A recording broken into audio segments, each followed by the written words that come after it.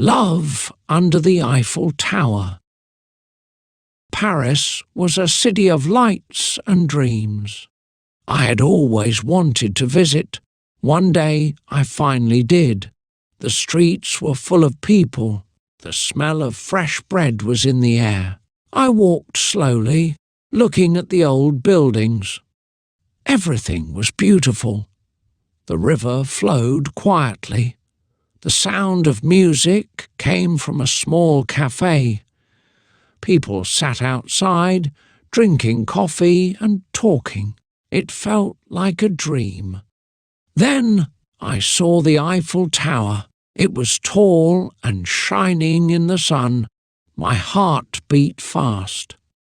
I had seen it in pictures, but now it was real. I stood there for a long time. People took photos. Children laughed and ran around. A couple held hands and smiled at each other. The air was warm and the sky was clear. I took a deep breath. This place was special. I decided to sit on a bench. I watched the sky change colour. The sun was setting and the tower looked golden. The wind was soft and gentle. Then I saw her. She was standing near the tower. She had long brown hair. She wore a blue dress. She looked at the tower with big, bright eyes. She seemed lost in thought. She held a small notebook in her hands.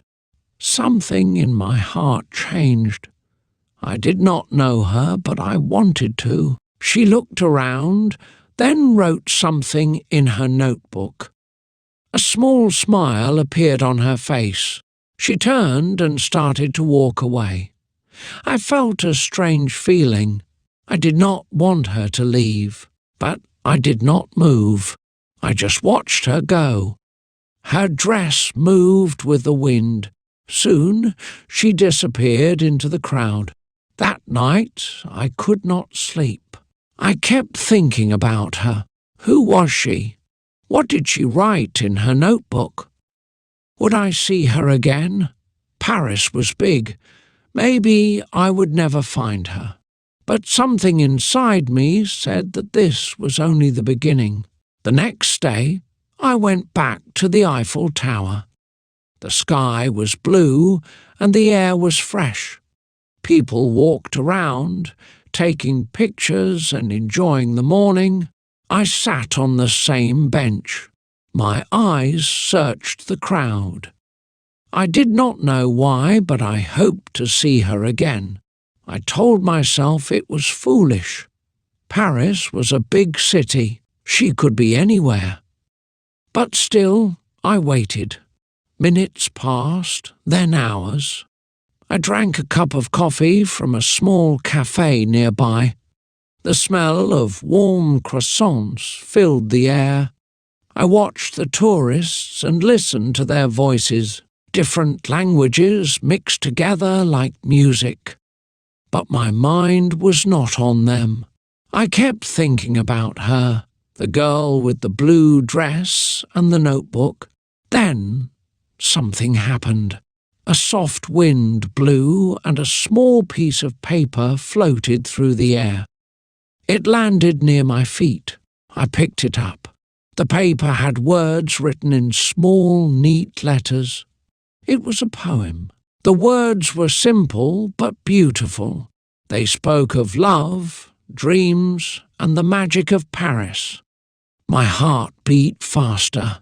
Could it be hers? I looked around, searching for her. Then I saw her again. She stood near a street artist, watching him paint. Her long brown hair moved with the wind. She smiled as she looked at the painting. My hands held the paper tightly. I wanted to go to her, to ask about the poem, but I hesitated. What if it was not hers? What if she thought I was strange? She turned to leave. My heart told me to follow. I stood up, but my legs felt heavy. I took a deep breath and stepped forward. The crowd was thick, and I lost sight of her for a moment. My eyes moved quickly, searching. Then I saw her walking down a small street. I did not want to lose her again. I followed at a distance. The street was quiet, lined with old bookshops and cafes. She stopped in front of a bookstore. The sign above the door was old and beautiful. She stepped inside. I stood outside for a moment. My hands were shaking. Should I go in? Should I speak to her? I did not know what to do, but something told me this was my chance.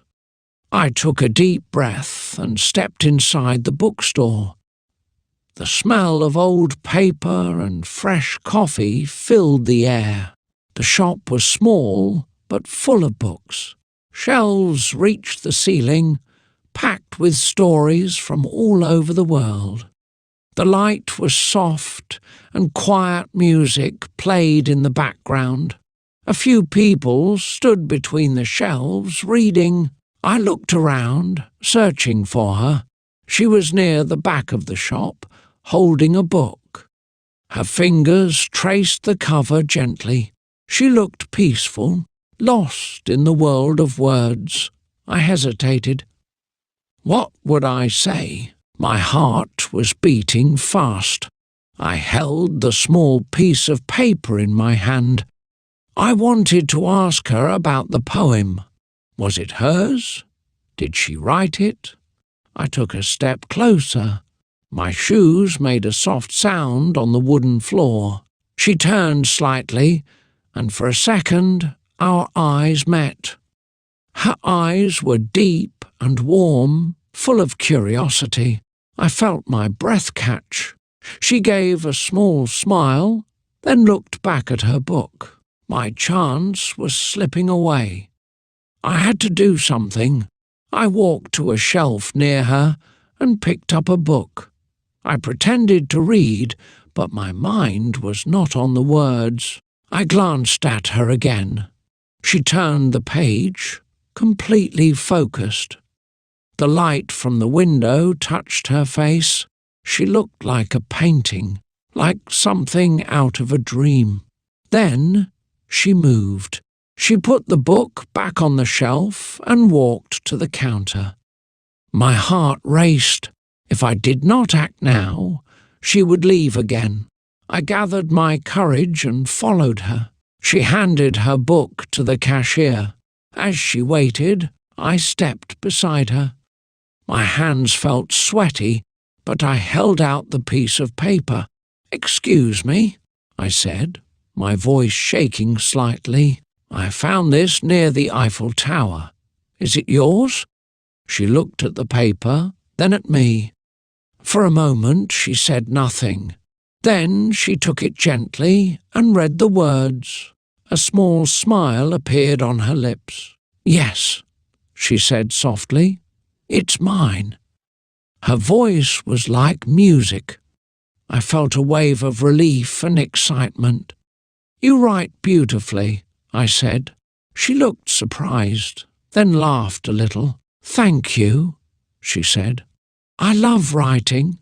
She put the paper in her notebook. "I thought I lost this."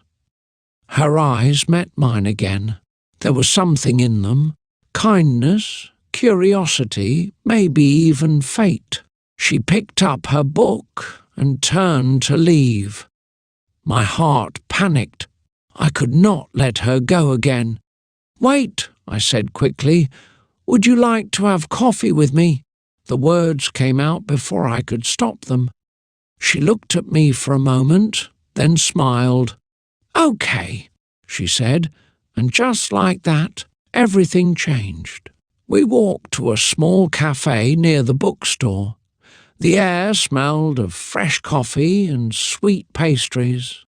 The place was quiet, with only a few people inside. The chairs were old but comfortable. The walls were filled with pictures of Paris from long ago. Soft music played in the background.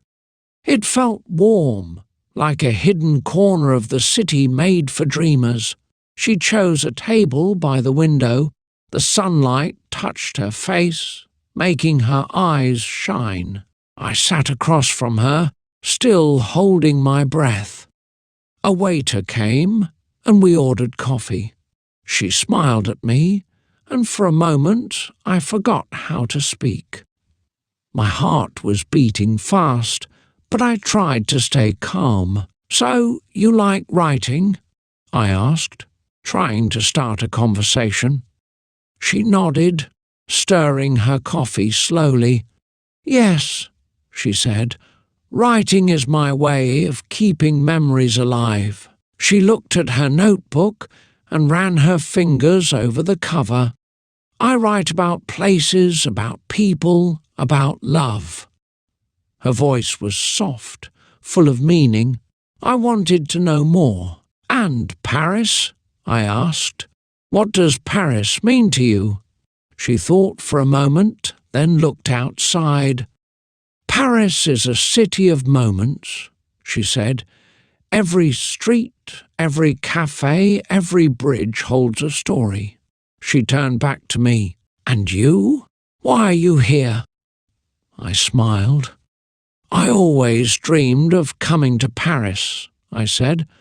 "I wanted to see the Eiffel Tower, to walk along the river, to feel the magic of this city." I hesitated, then added, "But I didn't know that Paris would also lead me to you." She looked at me, surprised. Then she laughed, a soft, beautiful sound. "That's a good line," she said.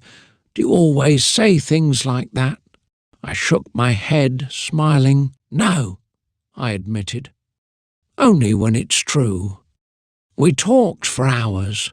The coffee grew cold, but we did not notice. She told me about her travels, about the people she had met. I told her about my life, my dreams, my love for stories. With every word I felt closer to her, as if we had known each other forever. The sky outside turned golden, then pink. Time had passed too quickly. She glanced at her watch and sighed. "I should go," she said. My heart sank. I did not want this to end.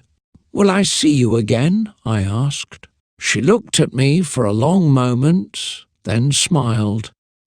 "Meet me tomorrow," she said. "Same place, same time." I watched her walk away, her blue dress moving with the wind.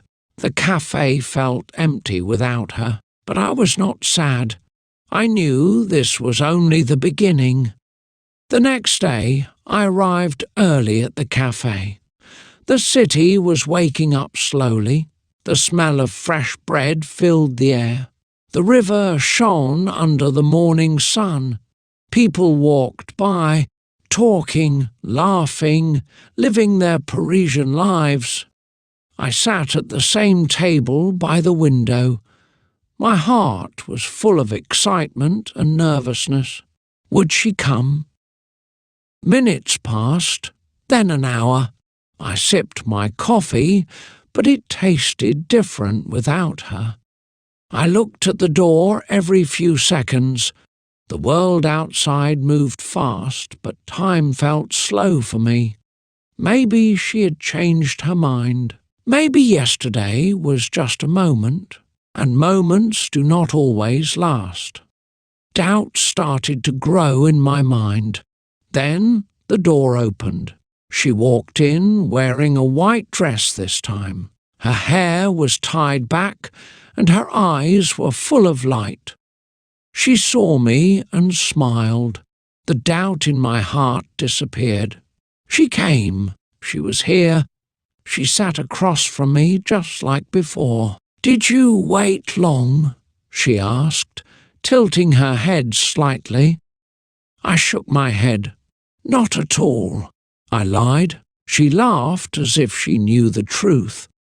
The waiter came and we ordered coffee again. This time I did not feel nervous. We talked about everything. She told me about her favourite books, her favourite places in Paris, the little corners of the city that tourists never see. I listened, fascinated. Every word she spoke made me want to know more. She was like a book I never wanted to finish. At one point she looked out the window and sighed. "I love Paris," she said. "But sometimes I feel like a visitor here, even after all these years." I frowned. "Why?" I asked. She turned back to me, her smile softer now. "Because Paris is always changing. People come and go. Nothing stays the same." Her words stayed with me. I did not want to be another passing moment in her life. I wanted to be something more. But how could I tell her? How could I ask for more time when we had only just met? The sun moved higher in the sky. Hours passed without us noticing. When she finally looked at the time, she sighed again. "I should go," she said. I felt the same sadness as yesterday. "Will I see you tomorrow?" I asked. She hesitated, then nodded. "Yes," she said. "Same place, same time." She stood up and walked to the door. Before leaving, she turned back. "Thank you," she said. "For what?" I asked. She smiled. "For finding my poem." Then she was gone. I sat there for a long time, thinking about her words. Paris was always changing. People came and went. But deep in my heart, I knew one thing. I did not want to be just another passing moment. Days turned into weeks. Every afternoon, we met at the same cafe. Every day, I learned something new about her. She loved old bookstores. She always carried her notebook. She believed in fate, but also in choices. She laughed when I tried to speak French, correcting me gently. She made the world feel lighter, brighter. We walked through Paris together, along the river, across the bridges, through the quiet streets tourists never found. She showed me her favourite places, a hidden garden behind an old church, a small bakery with the best chocolate cake, a rooftop where the whole city stretched before us like a painting. Every moment with her felt like a story being written. One evening we returned to where it all began, the Eiffel Tower. The sky was deep blue, and the tower glowed golden. People around us laughed, took pictures, held hands, but for me, there was only her. The way the light touched her face, the way her eyes reflected the stars. I took a deep breath. My heart pounded. This was the moment. I reached into my pocket and pulled out a small box. My hands shook, but I did not hesitate. "I have something for you," I said. She turned to me, curious. I opened the box. Inside was a simple ring, shining under the tower's lights. Her eyes widened. She covered her mouth with her hands. "I found something in Paris," I said softly. "Something I never expected. I found you, and I don't want to lose you." I knelt down. "Will you marry me?" The world around us disappeared. There was only silence, only her. For a moment she did not move. Then tears filled her eyes. A slow, beautiful smile spread across her face. "Yes," she whispered. 1,000 times, yes. Applause rose around us. Strangers cheered, cameras flashed, but all I saw was her. I stood up, slipping the ring onto her finger. She threw her arms around me, and I held her close. The City of Lights had given me something more than a dream. It had given me love. As we stood under the Eiffel Tower, I knew this was not the end of the story. It was only the beginning.